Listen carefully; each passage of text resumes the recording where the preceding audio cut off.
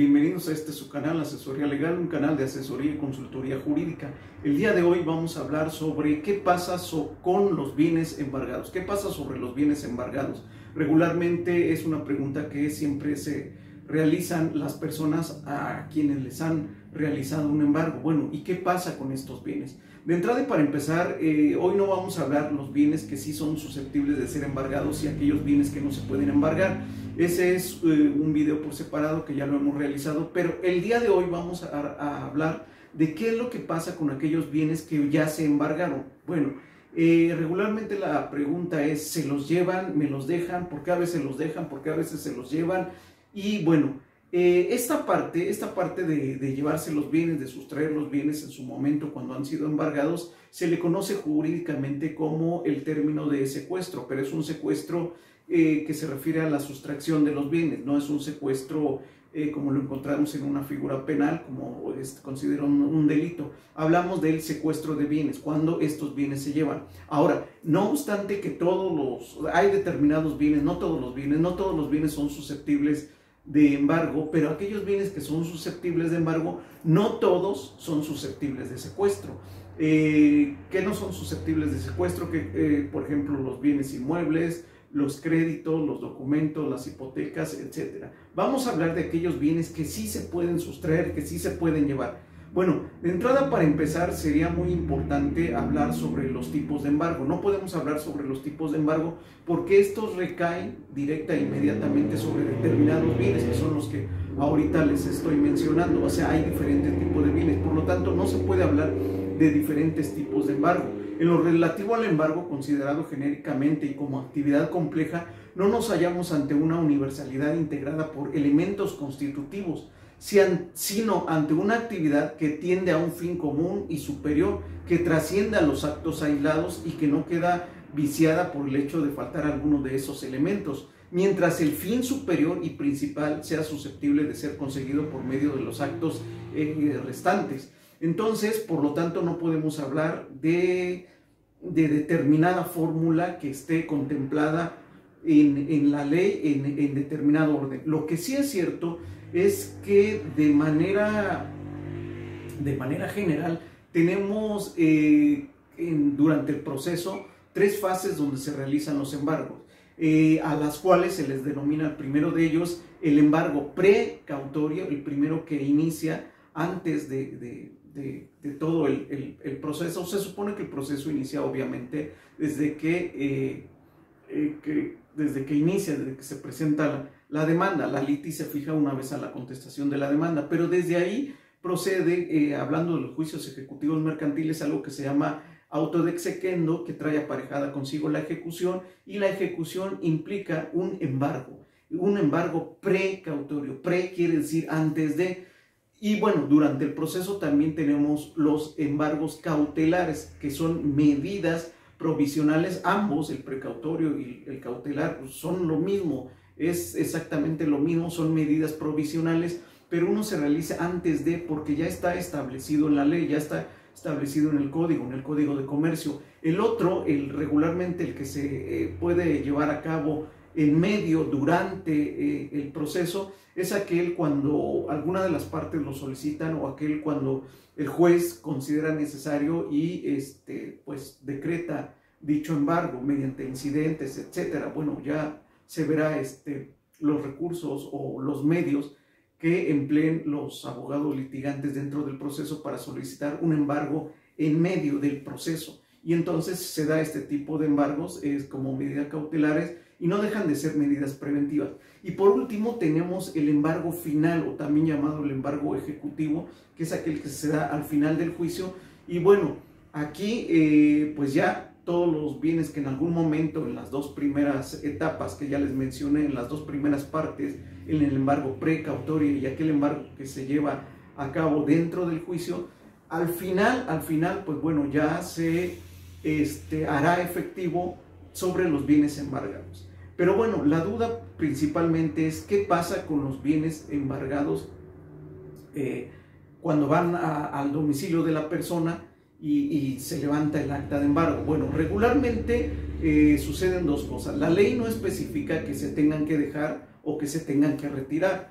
pero lo que sí especifica es que se tiene que nombrar un depositario judicial. Ahora, esta parte nos da o le da a la parte que embarga, a la parte actora, la posibilidad de llevarse los bienes, pero en esa situación tiene que nombrar un depositario judicial bajo su más estricta responsabilidad. Este depositario judicial puede ser la misma persona que señala los bienes y que solicita llevárselos.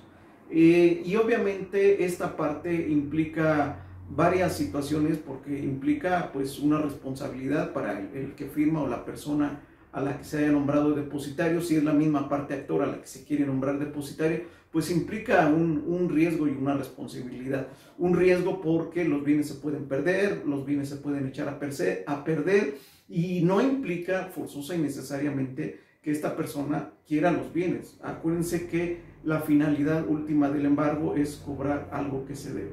Entonces, bueno, lo que regularmente siempre se hace es que se nombra como depositario judicial a la persona a la que se le embargaron dichos bienes, y los bienes se quedan bajo resguardo de esta persona. Efectivamente, volvemos a lo mismo, tampoco los puede vender, los puede regalar, puede hacer uso de ellos, no puede disponer de ellos. Entonces, bueno, al final, ahí viene lo interesante. ¿Qué pasa al final que ya terminó el proceso judicial? Bueno, al final suceden dos cosas. Que el acreedor, primero y antes que nada, pues en la sentencia se le requiere a la persona condenada pues el pago otra vez del monto por el cual se le demandó, o del monto por el cual haya resultado que pues únicamente debe. A lo mejor se le demandó por alguna cantidad, acreditó que dio algún pago, y bueno, por el monto que haya sido, se le requiere que termine pagando la cantidad que está en la sentencia.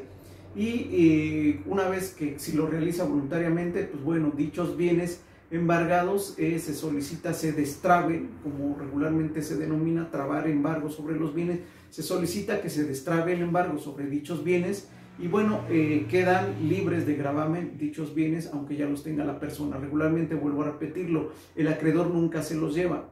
No quiere decir que no pueda realizarlo, sí lo puede hacer, pero casi por lo regular no se los lleva, porque lo que quiere es dinero, no bienes. Bueno, cuando la persona ya una vez en la sentencia no paga voluntariamente, el acreedor tiene dos opciones. La primera es solicitar la adjudicación de dichos bienes, y con dichos bienes darse por reparado de la deuda, y la otra, solicitar el remate de los mismos.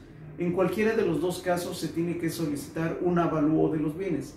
En la primera, pues para garantizar que efectivamente sí cubren el monto de lo que se le debe, o puede suceder que aunque no cubran el monto, el acreedor se dé por pagado con estos bienes, y cuando el monto es mayor, pues bueno, estamos hablando que pues finalmente pues terminó perdiendo el deudor, pero bueno, es una situación y un riesgo que tenía que correr pues ante la negativa del pago. Pero en el primer caso el avalúo sirve porque regularmente hay acreedores que dicen, bueno, es que el monto, de acuerdo al avalúo de los bienes que fueron embargados, pues no reúnen lo que se me debe, no llega al monto de lo que se me debe, por lo tanto solicitan una nueva diligencia de embargo. Entonces, en base a lo anterior, es por lo que se solicita el avalúo. En el segundo de los casos, bueno, es para que efectivamente los bienes sean rematados y vendidos, y con la venta de dichos bienes se pueda pagar al acreedor. Quiero aclarar aquí que siempre, por lo regular, los bienes valuados nunca se evalúan al precio real, no obstante que su valor siempre baja de acuerdo a la evaluación que realicen los peritos.